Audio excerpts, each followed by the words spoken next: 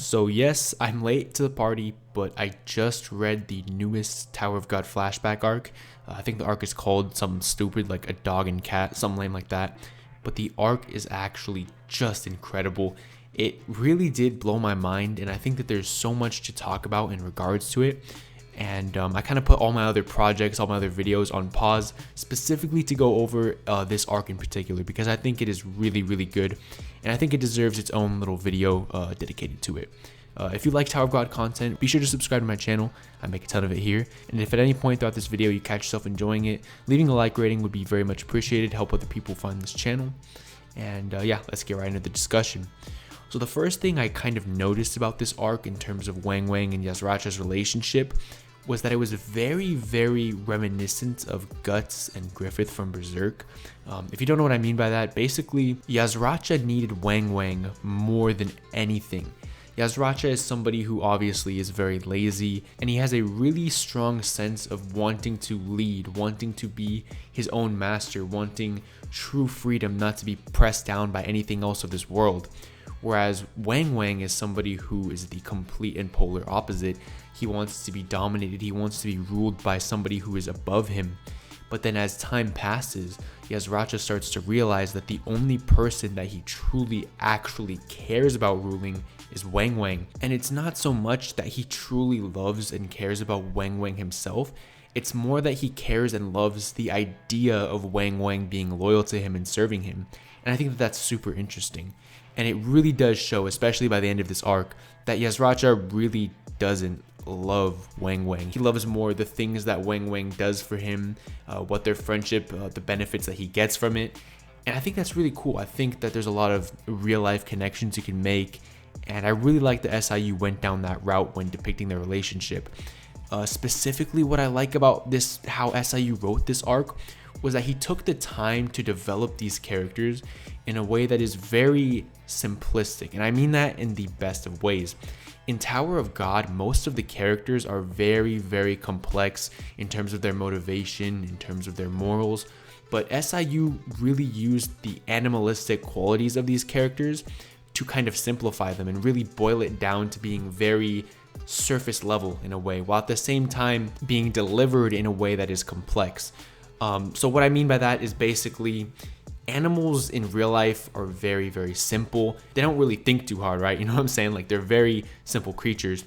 And so he uses this in order to pretty much have an excuse to write characters like Yasracha, who is the complete embodiment of selfishness, and to write Wang Wang, who is the complete embodiment of loyalty. And so normally we don't really see characters in Tower of God obsessing and sticking to one character trait, because that would just be terrible writing. If it was literally every character like that, it would be predictable. But because every single character is constantly changing their morals, changing how they think, it makes us think that Yasracha and Wang Wang are going to be the same way. But they're not. They're not human like the characters that we're used to. These are animals through and through. And I think SIU did such a good job showing that idea, because we think that Yasracha is not going to screw over Wang Wang out of selfishness, but he is, because he cannot help but be selfish. We think that Wang Wang is not going to betray his own family and his own brethren for Traumare, but he does, because that is who he embodies. He embodies this idea of loyalty. It's a hill that he's willing to die on. And I think that a lot of characters like that in Tower of God would kind of fold under pressure, or maybe change the way that they think, which is good writing. But I really do like the variety that we get here of characters who really just, again, embody that one specific trait. A lot of other series do this, and especially it can be bad when it's done with the main character. It makes the plot very predictable. But again, having it done in this flashback with the side characters, I think was really, really well done. Especially Yasracha's betrayal. Personally, again, I knew that obviously he was going to screw him over because of his position in the current arc, but I think the way it was done was so good. The emotions were really high, the tension was really high, and knowing what we know now about the history between Yasracha and Wang Wang, it really does add so much emphasis to the Yama versus Yasracha fight. And I think now when we look back at that fight retrospectively, we're going to have so much more appreciation for it. And I think that as these characters continue to develop their relationship and Yama continues to figure things out, stuff is going to get very, very good. So I think another one of the crucial aspects of this arc was Wang Wang potentially betraying Trauma Ray. I thought that was done in a really interesting way, and I think something that may be a connection, I'm not entirely sure, just the way I interpret it. I think that Wang Wang is kind of supposed to represent Calavan when you think about it, because they're very, very similar ideologically. I want to be talking about that in my Calavan character analysis, which I actually had to put on hold specifically for this video. But I think that Calavan really represents the idea of submitting yourself to something that is inevitable, right? Something that is nearly omnipotent. And the way that Wang Wang views Trauma Ray is the same way that Calavan views Jihad. And so we're getting to this point now in the story where Calavan, this is going to be, I think, the apex of his character arc. And we're going to see when he is pushed to the absolute limit, will he fold and become full anti-Jihad and embrace his feelings, or will he stick to his conviction and remain on Jihad's side no matter what his moral compass tells him? And the way I think the story is going, I'm going to go on a limb and say that Calavan is going to be anti-Jihad eventually, like fully anti-Jihad. And my reasoning for thinking this is because Wang Wang is kind of meant to represent what would happen if Calavan didn't go fully anti-Jihad. So it is more complex and weird than just simply that. But we had Wang Wang baring his teeth at Trauma Ray, right? And Trauma Ray was like, wow, I cannot believe even you would do such a thing.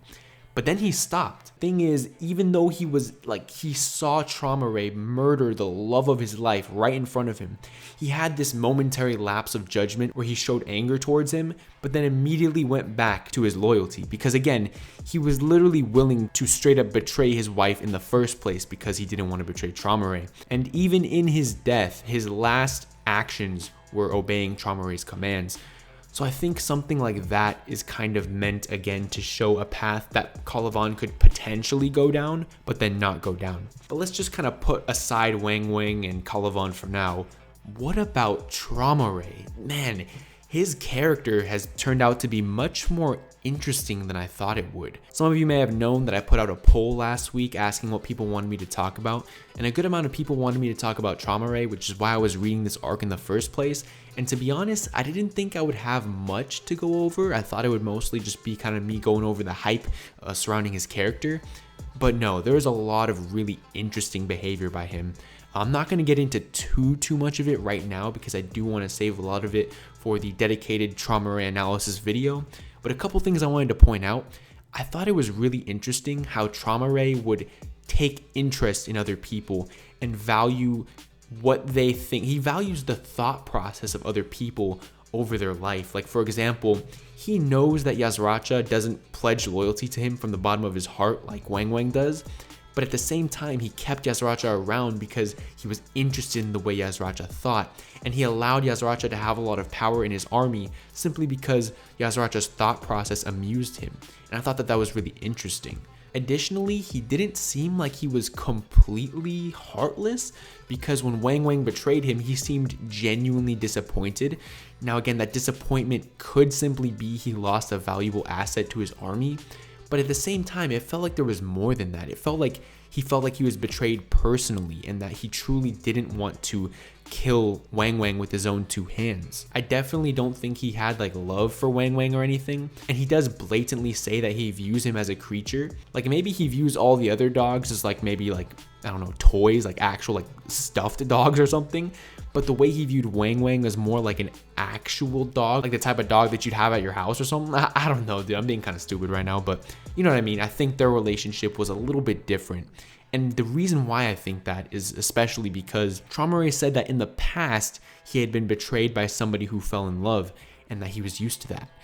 And I think maybe the reason why he seemed a little bit extra disappointed was not specifically because of anything regarding his relationship with Wang Wang, but because it reminded him of, you know, that person in the past, who of course, I mean, this is kind of the obvious connection to make.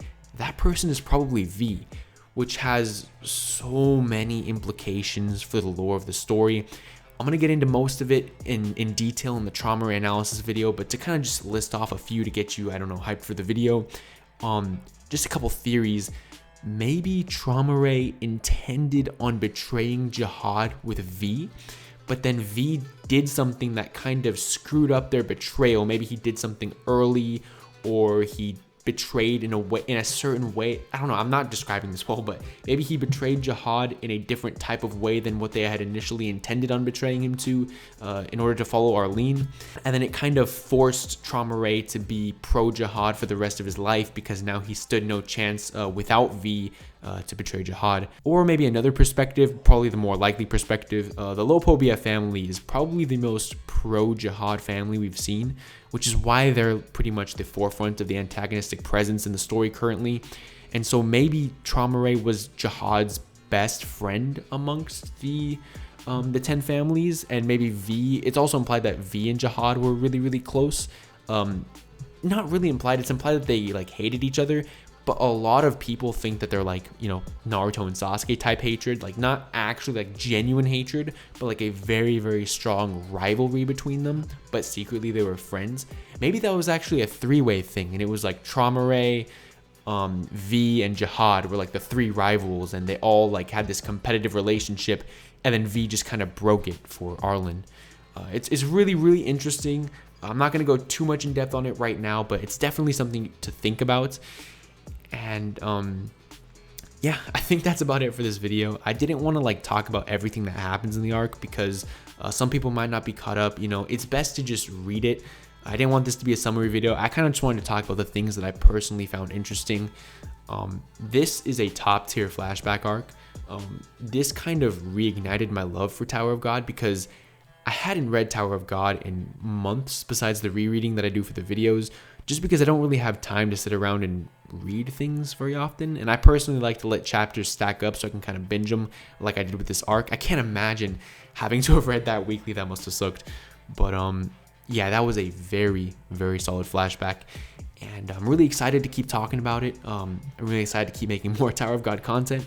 So if you're also down to receive more Tower of God content, definitely be sure to subscribe. If you enjoyed the video at all, be sure to leave a like. We are actually approaching 700 subscribers, which is pretty insane. We've been gaining pretty fast lately. My last video did really well. Check it out if you missed it. It's a Tower of God theory. Yeah, so if you want to subscribe and help me reach that milestone, it would be very much appreciated. With all of that out of the way, I will catch you guys in the next video. Have a great rest of your day. And yeah, goodbye guys.